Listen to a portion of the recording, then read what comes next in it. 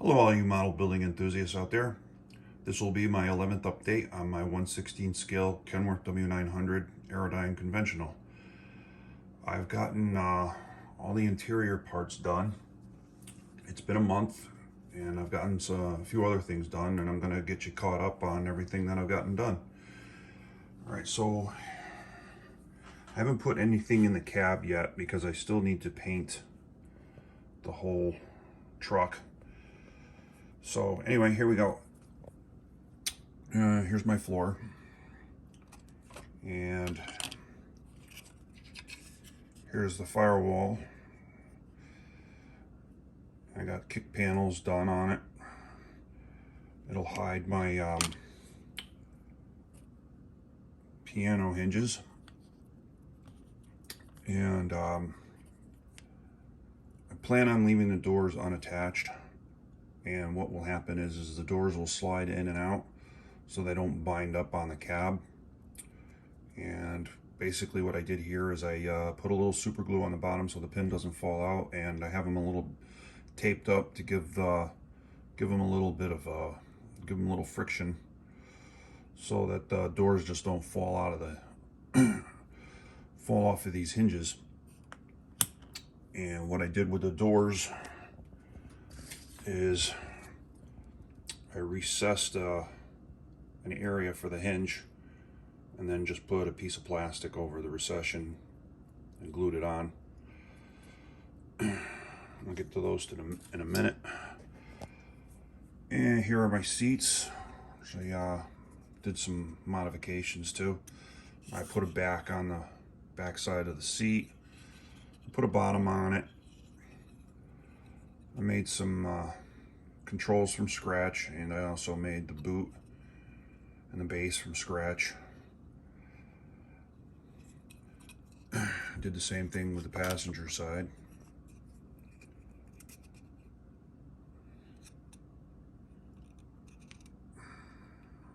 And the controls for the seat. And here's one of the other seats from one of the kits. So what I did is, let me see if I can get some light off of this. There's this really hard edge going all the way around the back side of the seat. And it's also here on the side. And that's casting. That's where the pieces were put together.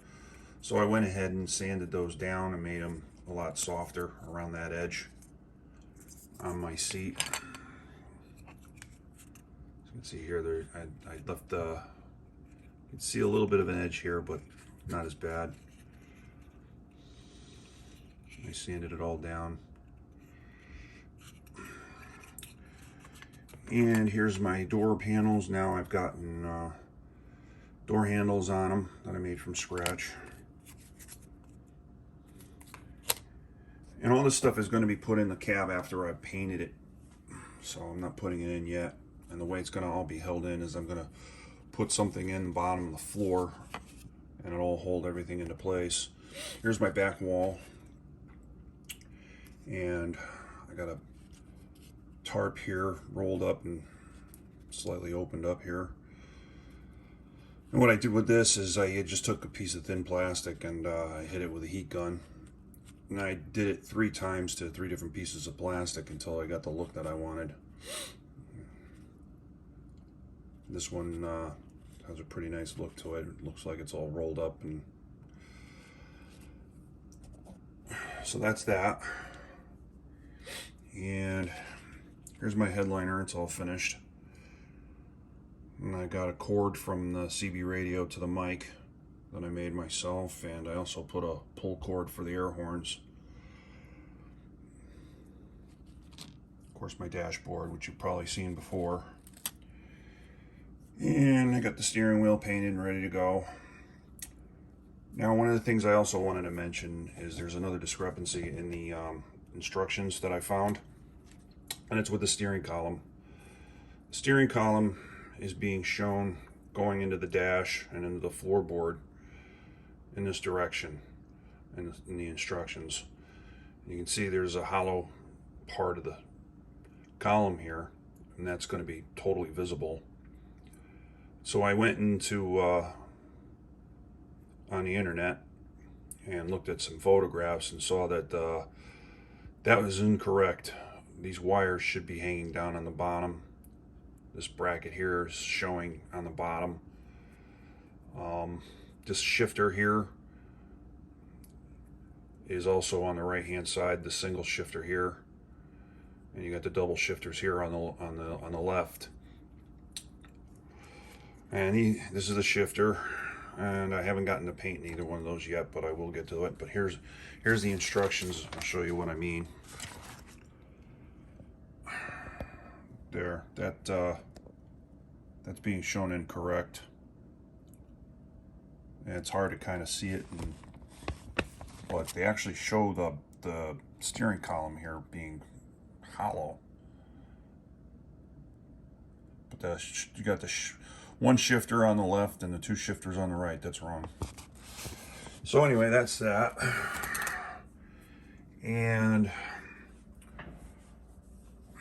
here's my visor. I worked on this yesterday.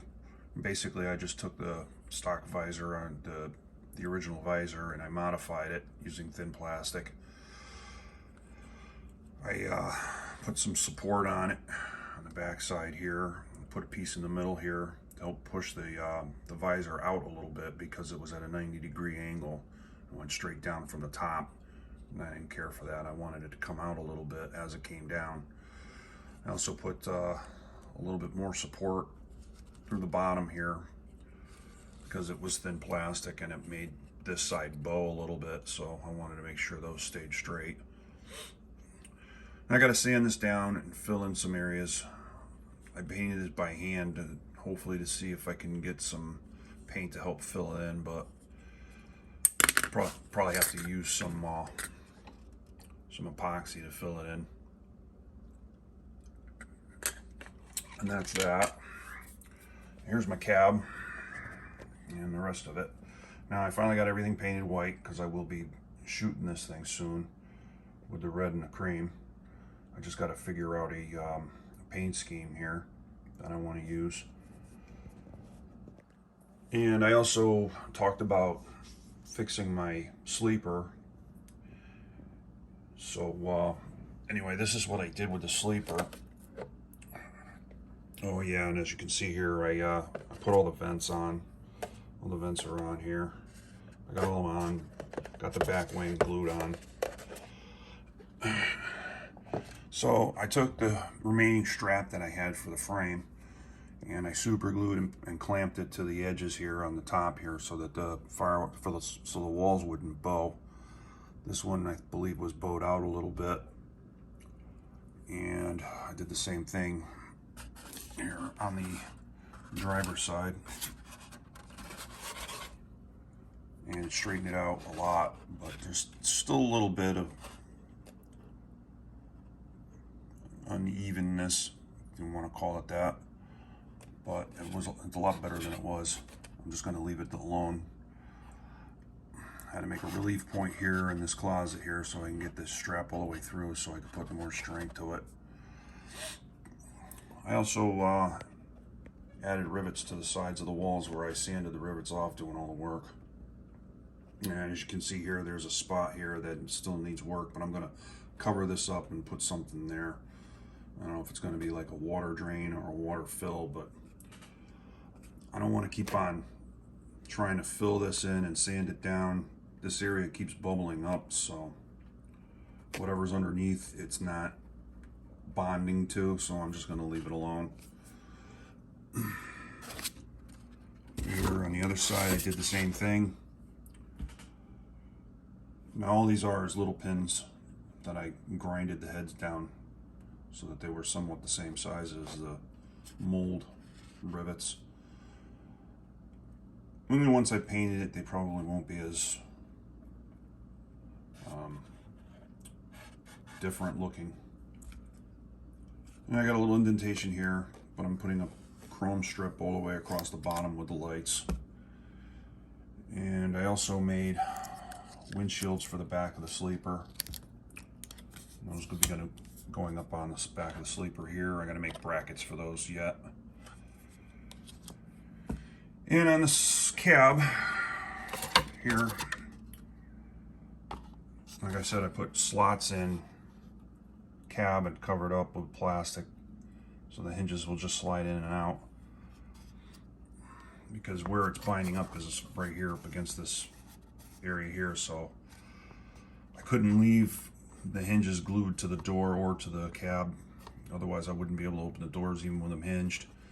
I also put thin plastic all the way around the side of the door here, and that's going to be painted silver so the doors have something to rest up against. And this is accurate too to a cab. As you can see here, it's all the way around. So that's pretty much it for the cab. And I did a little more work on the frame for the cab. So here's the frame, and what I did here is I made a bracket here to come up higher than where the cab is going to sit. So I have this, the butt for the cab to butt up against. So the cab will go up against it like that, and that's where the cab will sit. I might have to make a slight modification to the nose as far as how far up or how far back it sits on the frame, because I wanted to make sure that the wheel well was centered with the wheel. And if I have to put a little shim between the grill and the hinge, that'll help move it either forward or back. I don't think I'll have to move it back. I'm pretty sure it might have to be moved forward slightly, but and there's also enough room for my turbo against the firewall. And I'll show you what I did with the firewall here. As you can see here, I took off that box and I just covered it up so nothing will hit.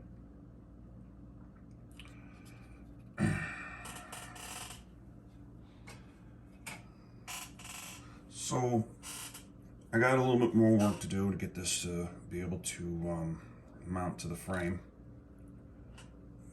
I gotta extend these out so that the firewall doesn't just fall over the edge of this. These got to be extended out, or I got to extend the brackets underneath the firewall. So I'm working on getting this whole thing finally put together, painted and put together.